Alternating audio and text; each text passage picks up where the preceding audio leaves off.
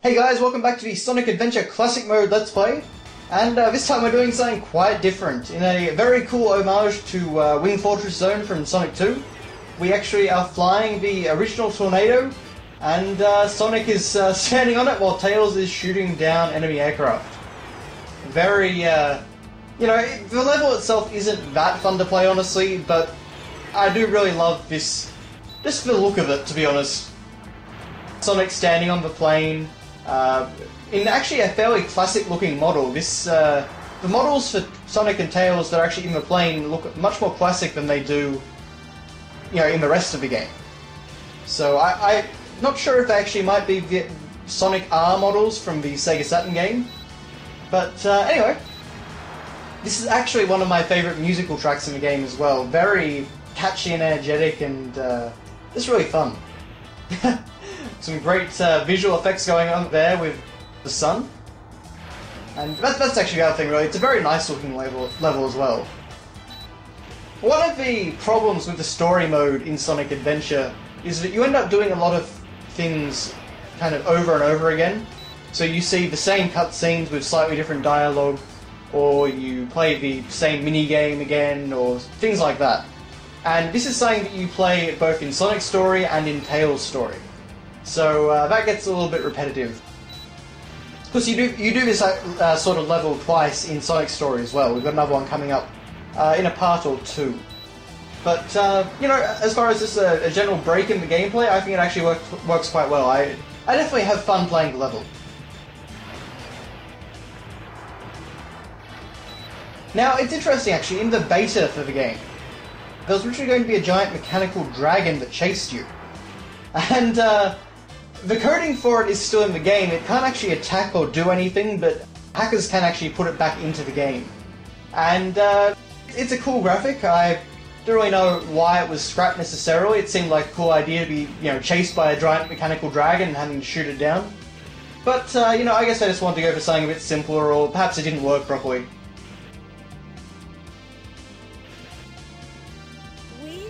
And there you go.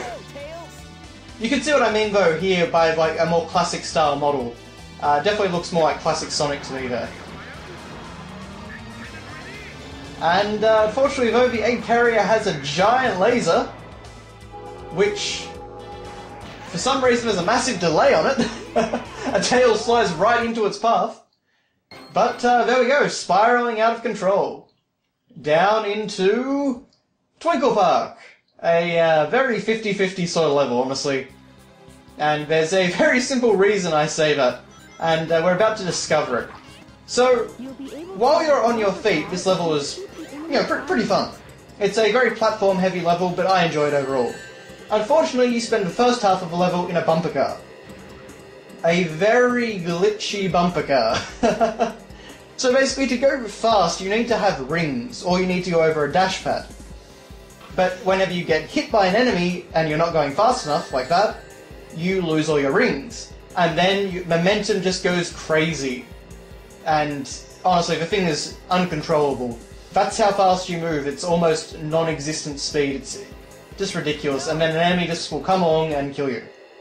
So, yeah, not a fun mechanic. Definitely could have used a lot more work, in my opinion. But there's an entire mini-game you can play, which is just this bumper car, basically. And you just race around 3 different tracks and stuff like that. I have never actually done the mini-game beyond trying it once, but just because I really don't like the way that this bumper car controls or works or anything. And also, actually, I should say, if you don't have enough speed when going over a ramp like that, you can actually fall into the abyss and have to do the whole thing over again. So, yeah, very tricky sort of thing. If it was just a mini-game, I wouldn't really care, but as it's the start of the Twinkle Park level, and you know, you can't actually access the level without playing it, I do think that you know, it definitely lets the level down. Nice music though, as pretty much is always the case. But something I thought we could talk about is the modern redesigns, because that was Sonic Adventure's big thing. The game was actually originally going to use the original classic designs, and that was back when it was called Sonic RPG, which is quite interesting when you think about it. But I don't think it was ever going to actually like have a turn-based battle system or anything, but just kind of this idea of having a hub world and having NPCs to talk to and stuff like that. That's where it came from. I'm not sure of any differences beyond that, though. I don't know if it's connected to Sonic Mars, which was being developed with 32X, or anything like that. I feel like the project would have started development way too late for that. But anyway, here we are now in Twinkle Park, and honestly, pretty fun level. We have got a bunch of theme park style activities. So bowling, which I'm usually not too bad at, but this time I completely bug it up. Good old recording curse. Also got these weird guys, which are just these giant rubbery things. They remind me of the artificial chaos enemy from Sonic Adventure 2. But anyway, so as I was saying about the modern redesigns, so I don't really have a problem with any of them per se, to be honest. I definitely prefer classic Sonic and the classic designs, but at the same time, I've never had a problem with modern Sonic at all. The green eyes do not annoy me at all. But I will certainly say, though, I should say something I like about it is I do like the idea of aging the characters. And they kind of do this again in like Colors and Generations, where Sonic looks older again than he did in Adventure 1. And so I do like that sort of attention to detail, but over time the character ages a little bit. And that just kind of seems nice to me. But overall, I mean, Sonic changes in terms of the shape of him, but he doesn't change that much, honestly. Tails is really the same. Tails probably changes the least out of anyone. Knuckles does change. His coloring's different. He's kind of got more, not bling or anything, but kind of more stuff on him. And Amy is probably the biggest change, to be honest. And hers is probably the one I like the least. I don't really like her hoop skirt, or I don't know what you call it exactly, but her original design is kind of really cute. It's got like a cute little headband and sort of very 90s attire.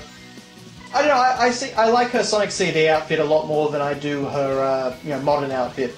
And I must admit, part of that's probably just because she constantly flushes her panties in a lot of shots in Sonic Adventure 1, 2, and Heroes, which I could probably do without. So,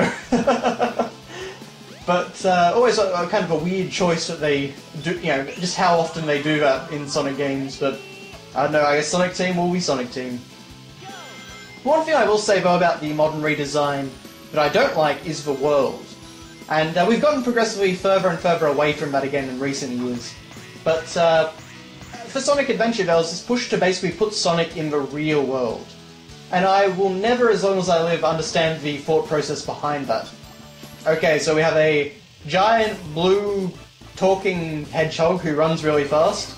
Where does he belong? He belongs in a town with people and skyscrapers and all the, general elements of modern human life. And I don't know, it's a weird world in my opinion. Weird combination.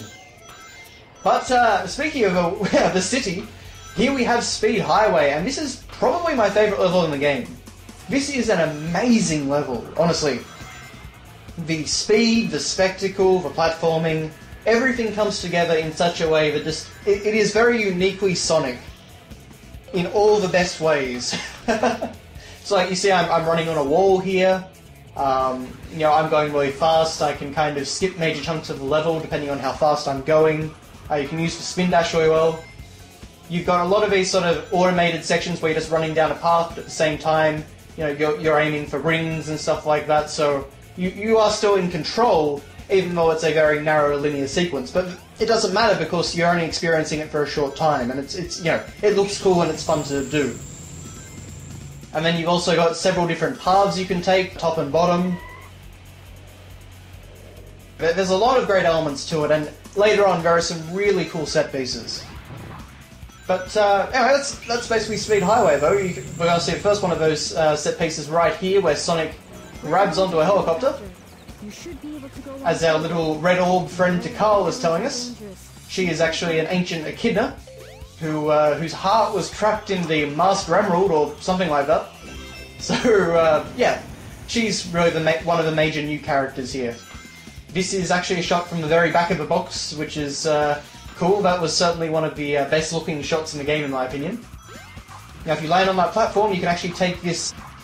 Well, they're not really bubbles in this game, I don't really know what these enemies are called, but you can take that little chain and get a 1-up or a shield, I can't really remember which, but unfortunately I messed up at the very end. Now this is what I love.